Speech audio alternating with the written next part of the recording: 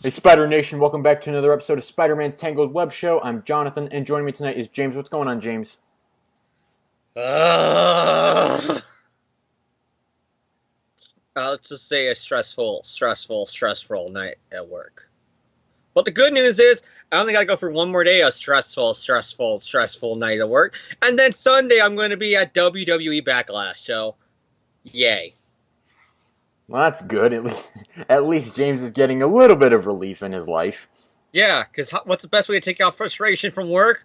Watching guys having a fake fight beating the crap out of each other. Hey, you know what, James? You got to do what you got to do, right? Yeah. So, this week on our little podcast here, we're going to go back to the past a little bit, going back to the late 1980s. Oh, wait. You're going to take us back to the past to read the shitty comics that suck ass?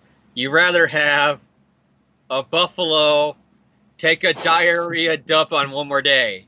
You rather eat the rotten asshole of a roadkill venom and down it with beer. You're the angriest comic reviewer I ever known. You're the angry Marvel nerd. You're the angry DC Dark Horse nerd. You're the angry Spider nerd. I really hope John gets the reference. Yes, I get the reference, James.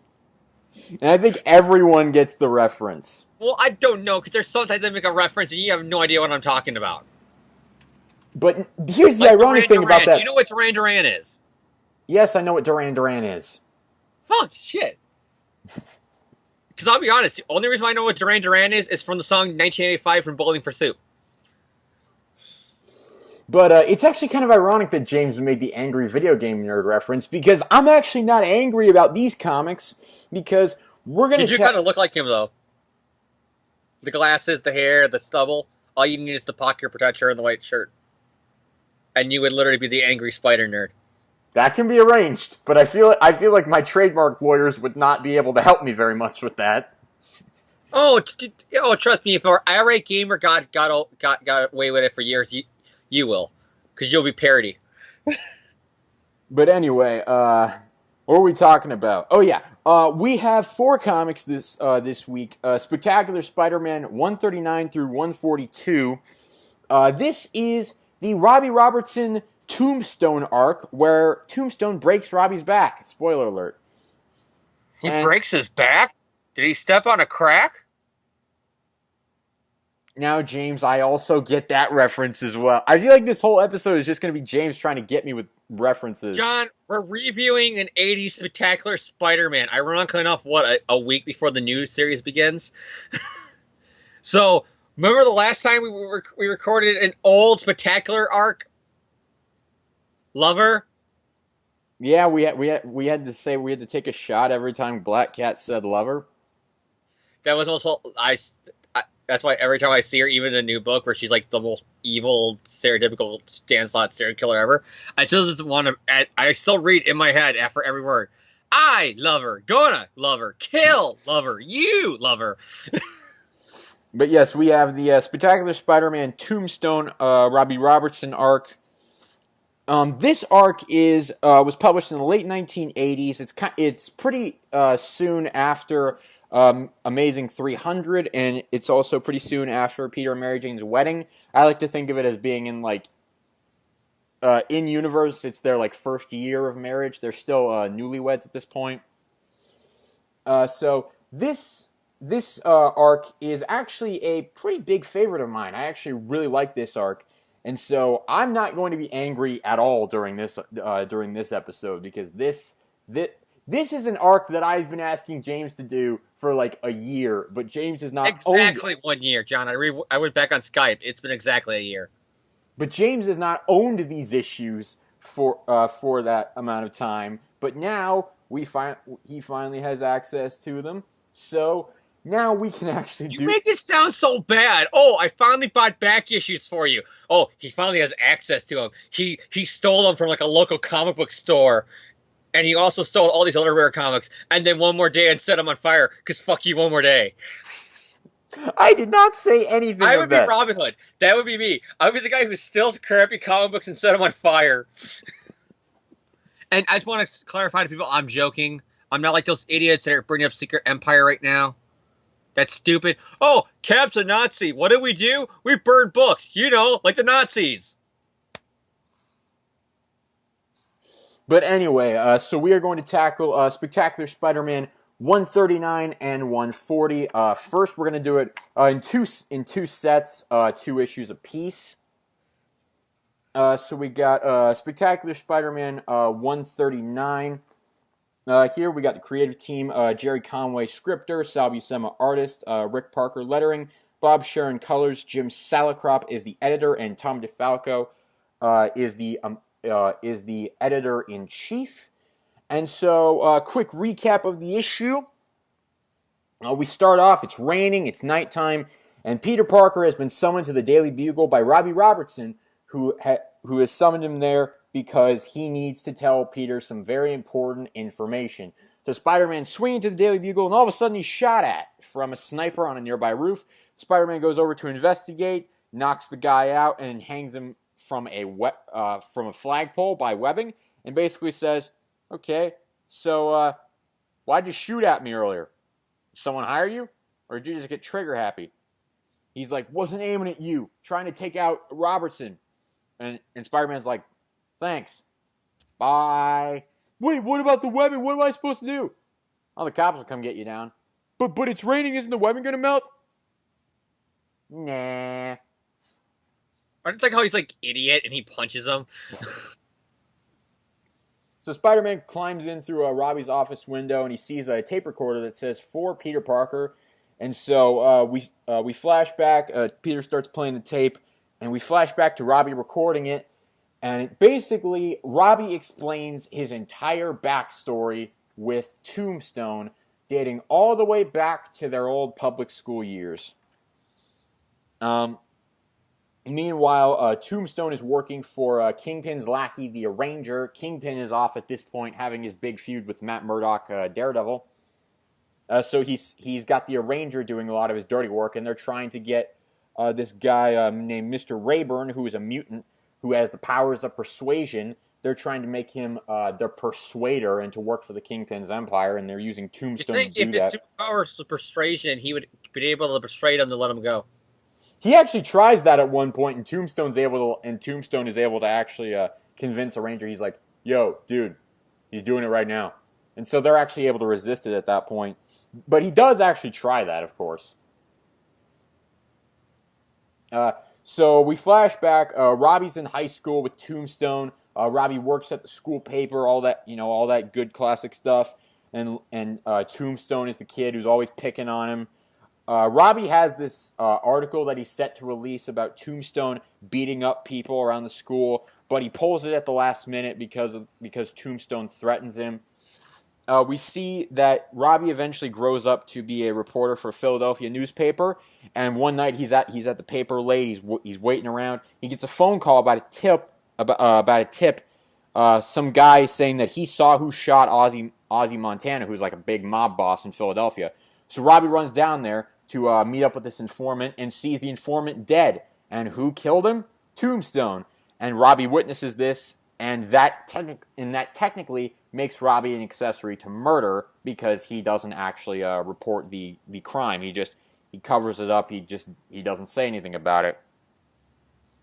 So Robbie runs away, goes home, and is horribly conflicted by what he's seen. He's just horribly tortured by it. But he doesn't say anything about it ever. And so he talks about how over the next 20 years, he's looked at all of these news stories about Tombstone, who's gone around the country becoming this big hitman and mob boss, and he's done all these killings, and Robbie just feels more and more guilty. But he's also pushed those feelings down over the years, thinking that, as he puts it, it was in the past. It didn't matter anymore. And so he was just so afraid. But now he realizes he can't be afraid anymore. So he goes to confront Tombstone and finally try to make up for what he's done. Spider-Man doesn't know where he's going to confront Tombstone, so he goes to the Arranger and basically says, "Where's Tombstone? Where is he? Tell me or I'll beat the shit out of you."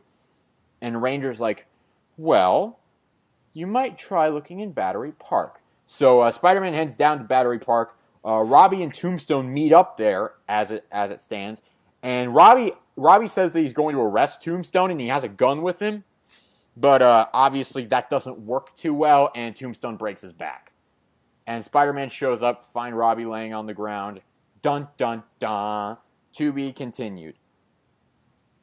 But as we move into Amazing Spider-Man number 140, it's the same creative team on this issue as it was on the last issue. Robbie is laid up in the hospital with Peter looking in on him, and Peter's like, "It's all my fault. You know, Robbie had his back broken by Tombstone. If I'd gotten there sooner." Oh, who am I kidding? There's nothing Spider-Man or Peter Parker could have done to prevent this. It happened, so now I have to deal with it. So Peter shows up. He tries to offer his support. Ben Urich confronts Peter and says, "So yeah, I'm a newsman. I know when shit's going down. I know Robbie wanted to talk to you earlier. Why did Robbie want to talk to you last night?" Peter's like, I'm sorry. I don't know, Ben. Obviously, he's lying. He does know, but, you know, he can't tell Ben that because he can't tell Ben Urich about what has happened to Robbie.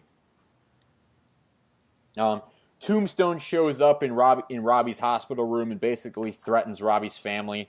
Meanwhile, Spider-Man is going around town trying to find information on Tombstone. He goes to a bar where some guy tells him that Tombstone's working for the Arranger. And Spider-Man, while he's questioning this guy, is about to be shot in the back, but the guy who's about to shoot him is mysteriously shot himself. And so that makes Spider-Man curious as to who did it, but the guy gets away before he can actually figure it out. Meanwhile, the Arranger,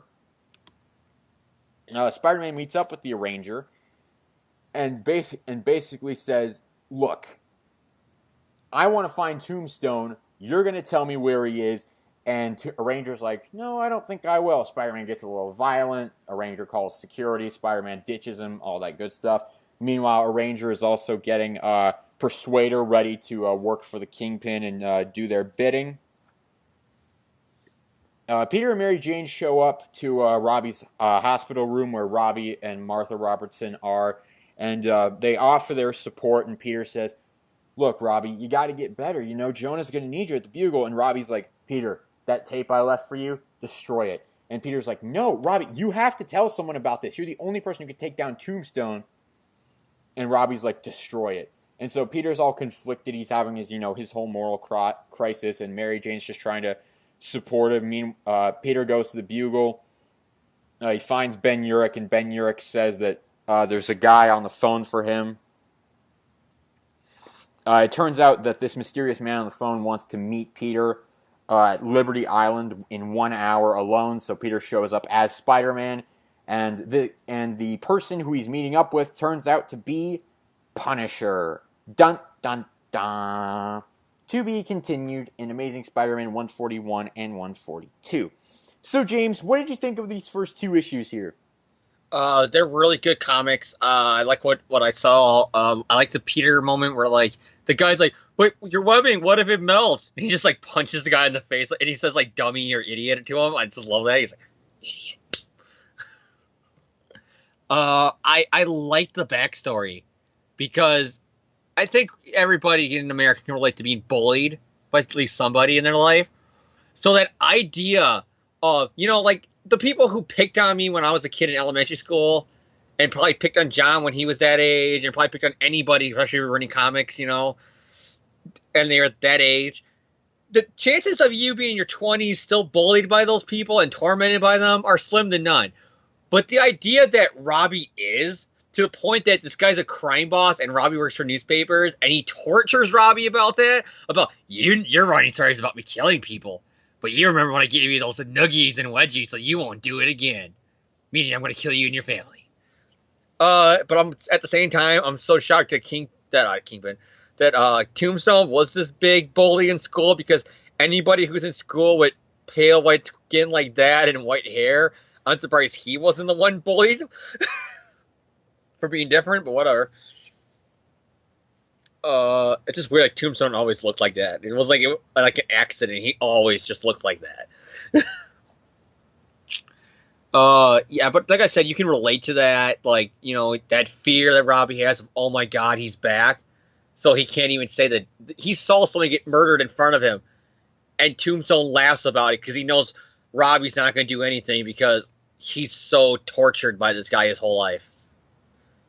But at the same time, you could tell it's an old school comic because the reason why he beats the shit out of Robbie is because Robbie in the school paper was going to write a story about how he's a bully and beats up people.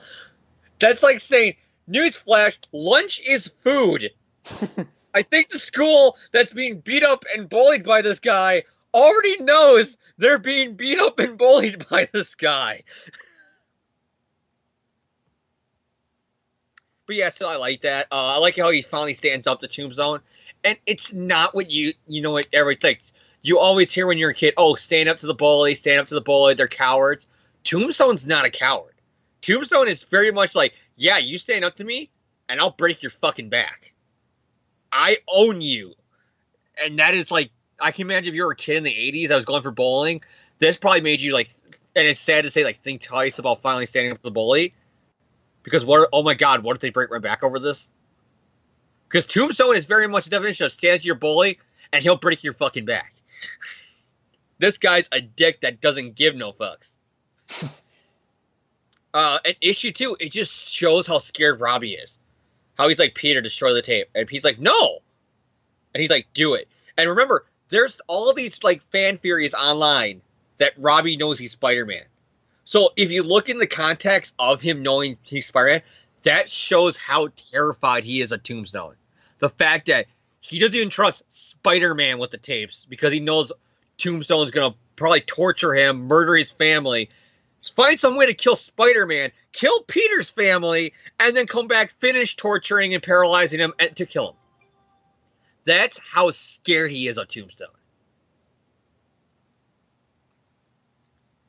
But yeah, that's how I feel about that. And yeah, and the artwork, what can I say? It's Sal Buscema. It's like classic. When you think Spectacular Spider-Man, it's his artwork I think of. Okay, so you give these issues the thumbs up, thumbs sideways, or thumbs down? Thumbs up. For me, I give these issues a thumbs up as well. I'm really positive. I agree with James. I really like the Robbie Tombstone backstory. And I also just like I love how it's so fleshed out. It's so realistic. And and like James pointed out, it is really it's like you can see how Robbie would be so scared. And it's like when I read these issues, it's like Robbie's technically an accessory to murder, but it's like, can you really blame the guy for keeping his mouth shut? You say he's accessory to murder, but think back to when you're in school. What's the one thing that, almost like kid law, if you see somebody being bullied or beat up, do you stop it? No, because who's going to be their next target? You. So it's like you understand where Robbie's coming from. It's like he's not trying to get anyone hurt, but it's like he is so scared for his own life. It's just it's really understandable, and it's like we've always seen Robbie as this like wiser, older father figure, but now it's like you see him as like a true person and like a real moment of weakness, and it's like it really humanizes the character. And because literally, well, to interrupt you and go a little bit ahead of time, when we get to like issue 42, he was right. He said, Peter, don't mess with this guy. And what did we end up seeing like around 42?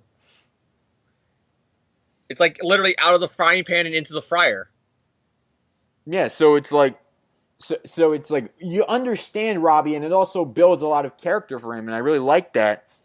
About issue 140, what I really like is just how pissed off Spider-Man is throughout the issue. He's like, this guy hurt my friend who has been like a father to me ever since I was in high school. I'm going to take this guy out and like I'm going to take this guy down, and anyone who gets in my way is going to regret it. And I love that. Wait, John, did he say high school, Peter? He's worked for the Daily Bugle since high school. No, he started in the college. Because it's Romita era. Because it's in the Romita era when he introduces Robbie to everybody. Joe, and he goes, here's our new editor.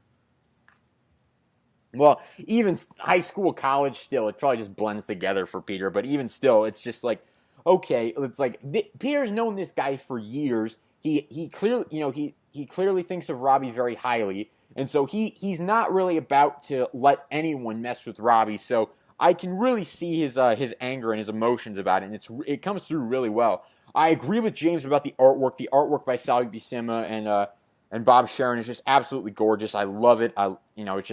It's some of the whenever I think like early '90s Spider-Man art, this is usually what I think of, like late '80s, early '90s. It's like this and the Todd McFarlane stuff. This is some really, really strong artwork. Other than that, I don't really think I have anything else to say. I give these issues the thumbs up. They're really, really strong. And I'm really glad we get to do this arc now because I've been waiting for like a year.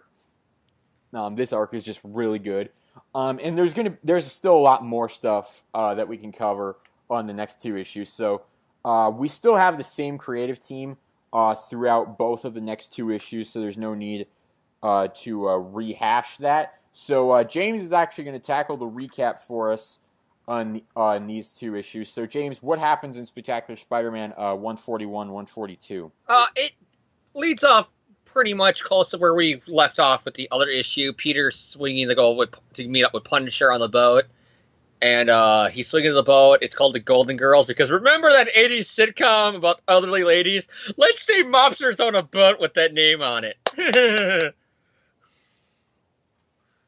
So yeah, he goes there, and then Punisher's like, sup? And he's like, what's up, Punisher? He's like, just on my boat, guns, punishing stuff. He's like in a robe, so I just imagine him being like totally chillax, like he's Netflixing and chilling that whole night. Punisher. And we'll see later on the issue where like Punisher is cooking. So yeah, I just imagine that this is where Punisher goes to be a dude, just to hang out, just have fun, just relax. It's like, I just wiped out a whole mafia branch in Boston. I need to take some few minutes to have some ice cream, maybe catch up on the Golden Girls. I named my boat after that show. I love it. Just binge watch the hell out of Rose and Dorothy and them. So yeah, it's exchanging information. You're after Tombstone? Yep, I'm after Tombstone. Yep, gonna kill him. I'm not, and I'm gonna stop you from killing him. Try me, Spider. It's the same old Punisher shit you always see. So yeah, they're doing that stuff. They're getting ready. They're exchanging notes. You get more of Punisher talking to the Arranger, and then they keep the whole. It's so weird that they kind of keep a mystery with Punisher. I mean, with Tombstone, they try to keep a mystery with him. Where he's all like, "My name is ... Tombstone, just Tombstone." And it's like, we know who you are. Robbie said your backstory, so why are you trying to be all mystery man? It's almost like he's like embarrassed. Like, what's the name of your name? What's your name? Eugene. I know that's not Tombstone's real name, but just imagine like this big hulking guy. And what's your name? Eugene Snugglesworth. What? Eugene Snugglesworth. What? Eugene Snugglesworth. So yeah, some guys get on the Punisher's boat, and Punisher's like making breakfast and is like naked because he just got out of the shower. And he's like, well, somebody interrupt bacon and eggs during my Golden Girls marathon. Those bitches deserve to die. So yeah, he like literally just goes up to the roof of the building. Oh, first he like throws the pan, and he's like beats the other guys on the inside, and there's guys on the outside. And then he pulls out his machine gun and just starts blasting them for like the roof of the boat. And he's all like threatening them and like all this shit. And then we see Peter with Mary Jane, and I like Mary Jane here with the Buscema art because it's really different than what you see with McFarlane. Like, this is classic MJ. Like, here you have her in like a very 80s style. Like, when you think women in the 80s, you imagine this clothes she's wearing, but she's not like Playboy penthouse, centerfold model like the way McFarlane's been drawing her around the same time period. She still has the straight hair, and she looks like Mary Jane.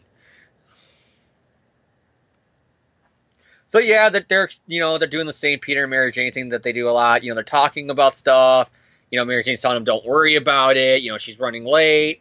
Go get him, Tiger. But you also got that whole, he's a mobster, Mary Jane. I'm worried about you. What if they come after you and hurt you? It's all my fault. I'm Spider-Man. And then Mary Jane says, my one fashion boss, Paul's here. Paul asks Peter, are you all right? And he goes, yeah, everything's fine, Paul. Because I know John wants me to make at least one reference to that line now for like the rest of the podcast, probably. Everything okay here, Paul? So yeah, and even get more Tombstone just being like, I'm sorry, if I see this guy, I'm like, what the hell is this? Like, is there like some kind of Frankenstein movie that's filming in New York and he's an extra lost? Like, it's just so weird how they draw him. I get it, he's supposed to be like stone cold and all that stuff, but it's like you're not even hiding it. You're a freak. Because he's got like jagged teeth and everything. It's like they really want you to know he's a bad guy. So yeah, Punisher does more Punisher shit. You know, he's like sneaking around and like, you know, killing people and just being badass and Punisher, and he wants to go back to his Golden Girls marathon. And he's all like, Punisher War Journal. Dorothy said something funny on Golden Girls last night. I wiped out funny McMarkey or whatever, some stereotypical mobster name you see in an 80s movie. And he's all like, but you know what I mean? It's like anything you see in a Punisher comic. Like, he's going for the Punisher Journal, and then Mary Jane's putting on her makeup only for, of course, because Peter wouldn't give up the story. We find out we find out where Tombstone was going to fuck up Mary Jane. Because as I said in my review of my review of what happened in the last two issues, Punisher doesn't give a fuck. He's all like, nope, Robbie gave Peter Parker a tape. I know about it, and now you're his wife, so guess what? I'm going to beat the shit out of you. And it is gruesome. He's just, like, holding her up by her hair. So, yeah, that's going on, you know, and you're interslicing that with, you know, Punisher being Punisher, and that's basically it for this issue. Just Punisher being Punisher, and Mary Jane is being tortured by this dick. And then as we move into Spectacular Spider-Man 142,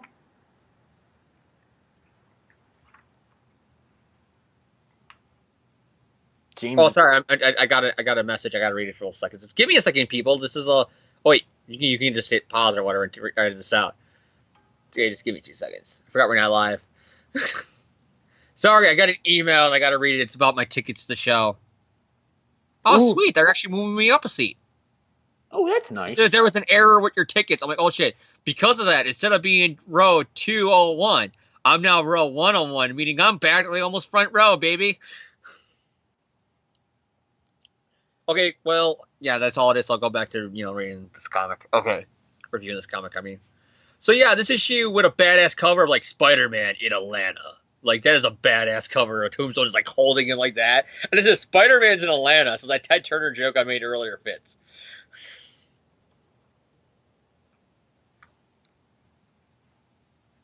Okay, James. Like, you don't understand why Spectacular, when they couldn't use Kingpin, why they used him as the villain instead. Because this guy doesn't give a fuck. So Peter, of course, because now Mary Jane was tortured, he's all like, and I love this. This is classic. How he's just like, now it's personal, and he's like, Mary Jane, Mary Jane. You can see where the '90s show got it. Mary Jane, Mary Jane. Like, he's just running through the hospital, like, looking everywhere for her. And then when you see her, like, her arm is like broken, like he broke her wrist, and he runs to her and he's all like, I'm he kind of gets a creep. I get it, his wife's okay, but it's kind of creepy, Peter's inner monologue, because it almost sounds like he's her stalker. He's all like, her hair smells like strawberries, I love that smell, I love her more than my own life. Like, if it wasn't with the panel of him saying, oh, MJ, sweetie, I'm glad you're all right. You worried me, Peter, don't be worried. You know, like, husband and wife are reunited after a mobster friend in her life. If you didn't have that and you just read these, you know, thought balloons, you would totally think that Peter's her stalker.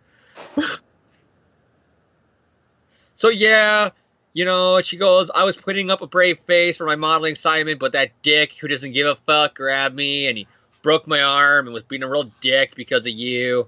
And then Peter had, of course, classic Peter, it's all my fault. Well, the doctor comes out, and he's like, dude, you got a phone call.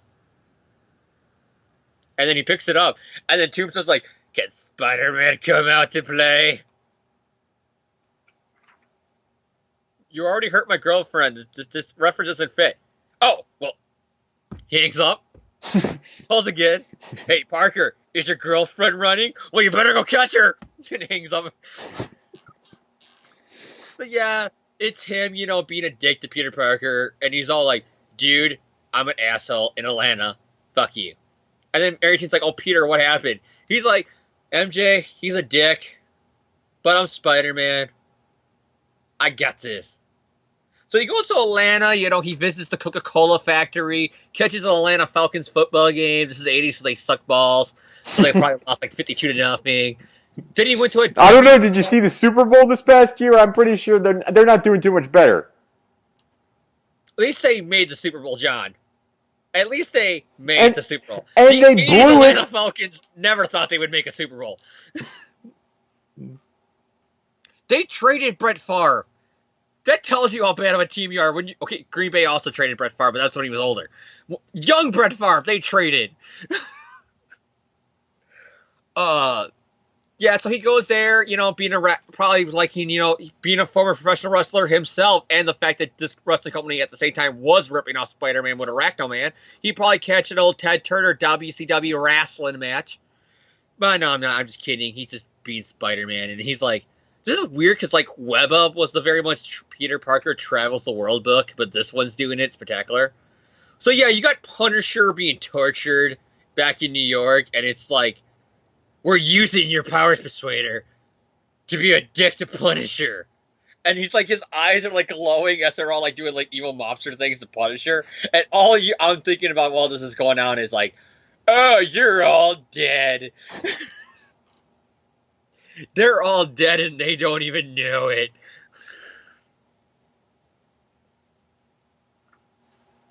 So we go back to Robbie, and Robbie's being Robbie, and it's all like Robbie's son's like, yay, Dad, you're doing it. And then the nurse is like mentioning Vietnam. He's like, yeah, this is the kind of treatment that we gave boys coming back from Nam when I fought. And they're like, Robbie. And then Robbie, he might go, Robbie, but you were a draft dodger. No, sliding timescale. I actually was an old manager than where Flash Thompson went.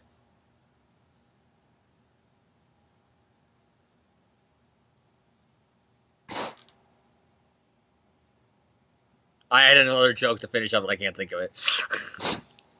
So yeah, Robbie's son is like, Dad, you're doing it. But like, he's like losing focus because he doesn't want to get better. Because he knows if he does, Tombstone's just going to fuck him up. So the fear of Tombstone is making him not want to work. But then he finally, like, through this mental image of like Force Ghost Tombstone, finally stands up to him. And he's like, fuck you! I'm a man! And he starts to walk. He goes, you're not my friend. You're a murderer. You were never my friend. I hate you. Right in front of his son. So his son probably thinks his dad's talking to him. I never loved you. I never liked you. You're a dick. I was afraid of you before, but now I hate you. More than I hated myself. No more. And then his son, I can't remember what his son's name is. Brandy.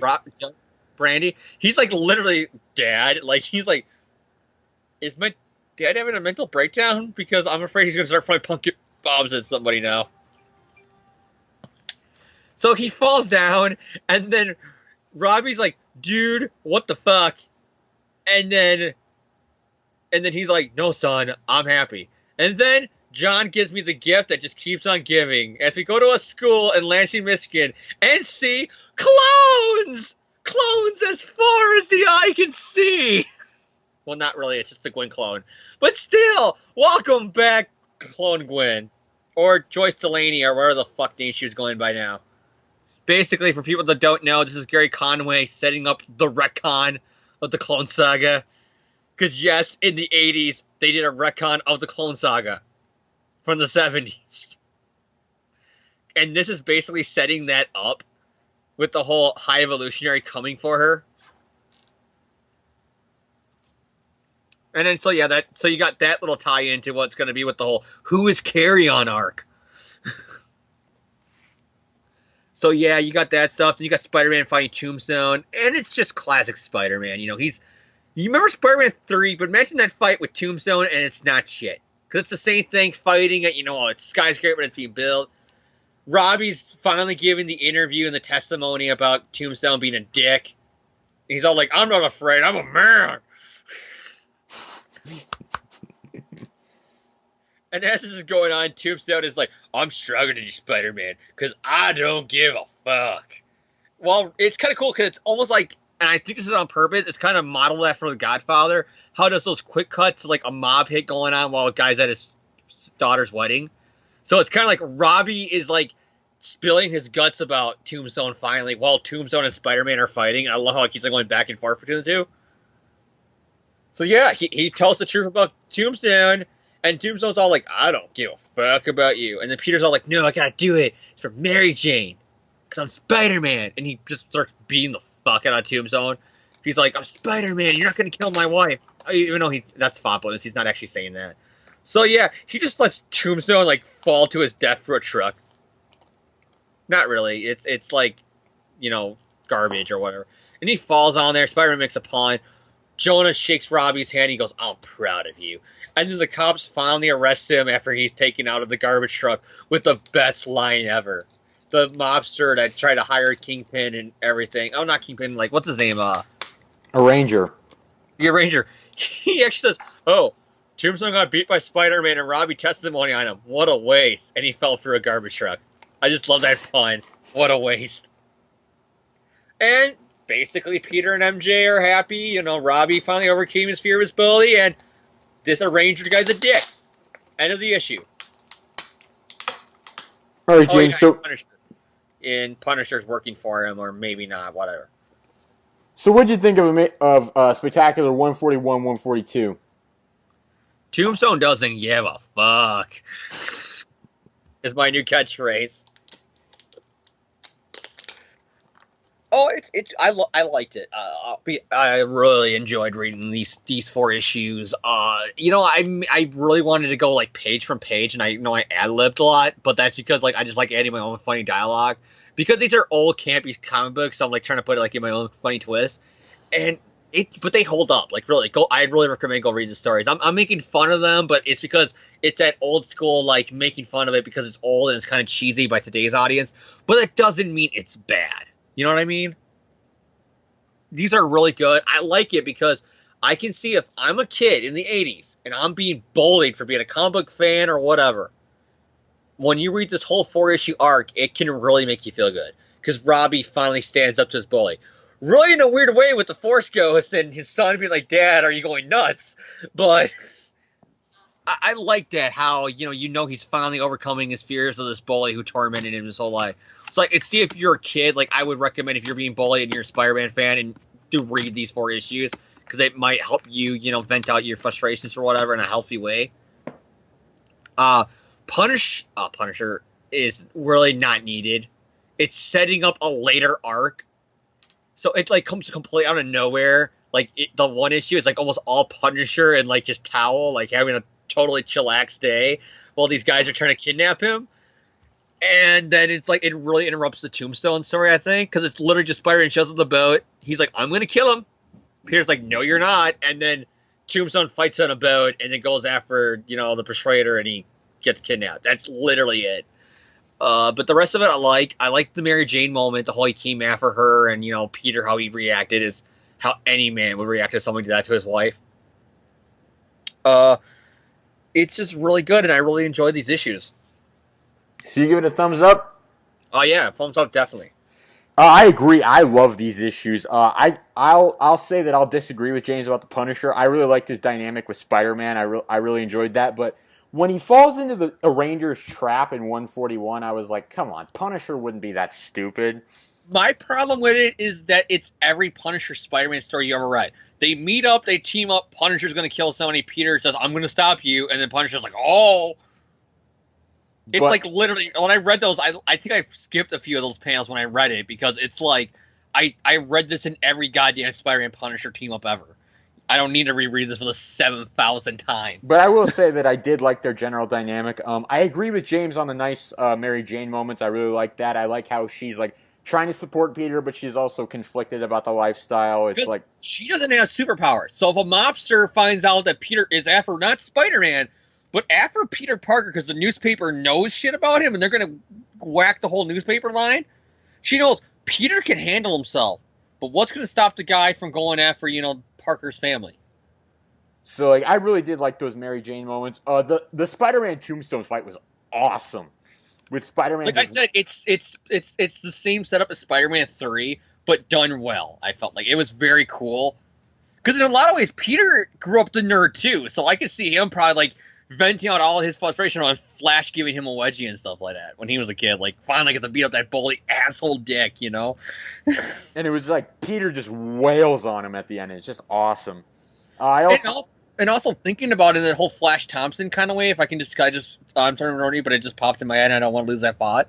It kind of shows you how different, you know, how Peter's probably like, thank God I had Flash as my bully. Because look at how much of a dick Tombstone is compared to what Flash grew up to be. And then my final point is just that I really like how the story ended for Robbie. It sucks that Robbie ends up facing jail time later on in this, but I mean, I skimmed through that, but because it's like very much like another issue, it was just mostly like I wanted to focus on the fact that he overcame that bully finally. Yeah, it's like I really like that Robbie just overcomes the bully, so I give it a thumbs up. So that's going to conclude our review, and that's also going to conclude this episode of the podcast. I don't really have anything else to talk about. So any final shout-outs or words for listeners, James? Like I said, WWE Backlash, I'm going to that Sunday night. It's going to be fun.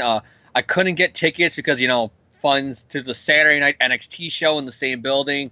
NXT is awesome. You know, Bobby Roode versus Hideo Itami is going to tear the roof off that place. It's going to be a great match. That's going to be fun.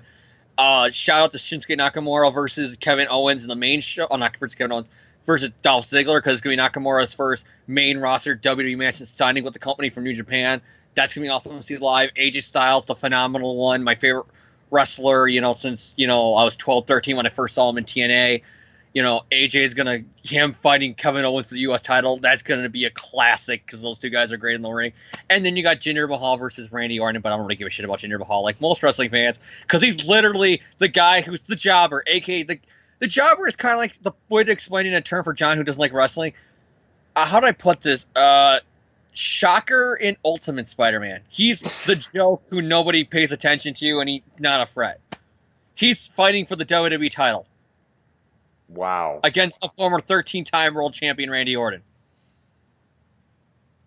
That's the main event of the pay-per-view Sunday night. And we're supposed to take him seriously after 3 years of being Shocker. So, other than that, every other match I'm very looking forward to at Backlash. My shout-outs, Marvel Stan Lee, Steve Ditko, Jerry Conway, Salby Summit, thank you for Spider-Man, thank you for the comics we reviewed this week.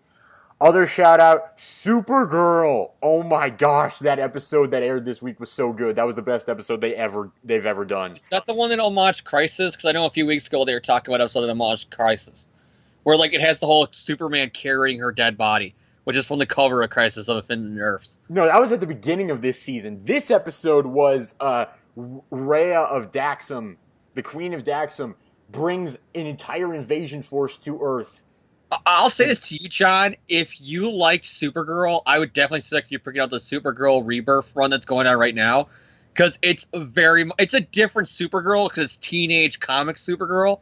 But a lot of the elements from the TV show, obviously, is bleeding into that book.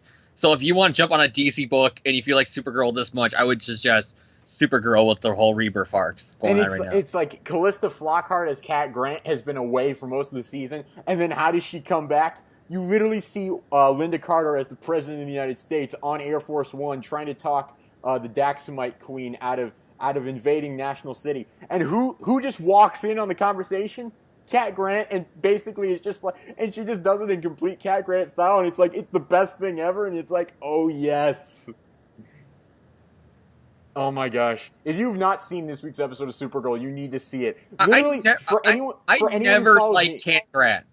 Like I told John, I'm rereading the whole John Byrne era Man of Steel 80s Superman. And like when I get the Cat Grant scenes, it's like I never liked Cat Grant. I never liked her in the comics. I never liked her in Smallville. I never liked her in the old 90s Superman cartoon. I never liked her when I was a kid and my parents were watching Lois and Clark. I have never been a Cat Grant fan. Ever.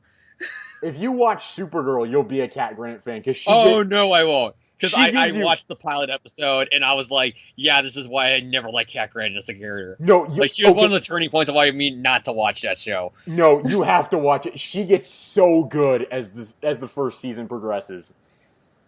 Like, she is one of the best characters on that show, and it was just like, it was awesome. If you've not seen this week's episode of Supergirl, literally for anyone who follows me on Twitter, I spent like a half hour on Twitter after the episode was over just raving about how awesome it was. I just love the whole fact that John writes about Supergirl, and he never picks up a DC comic, and he's like the biggest Marvel fanboy I know.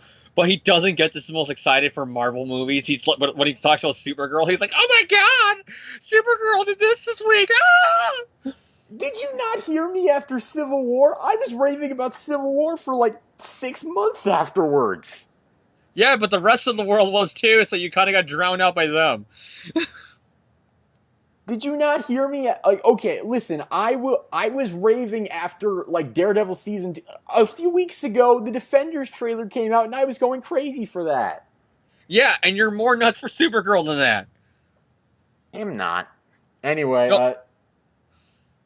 Thank you all for tuning in. We'll see you all next week. We'll have some more classic stuff to talk about because there's still no new comics. So thank you all for tuning in. We'll see you all next week.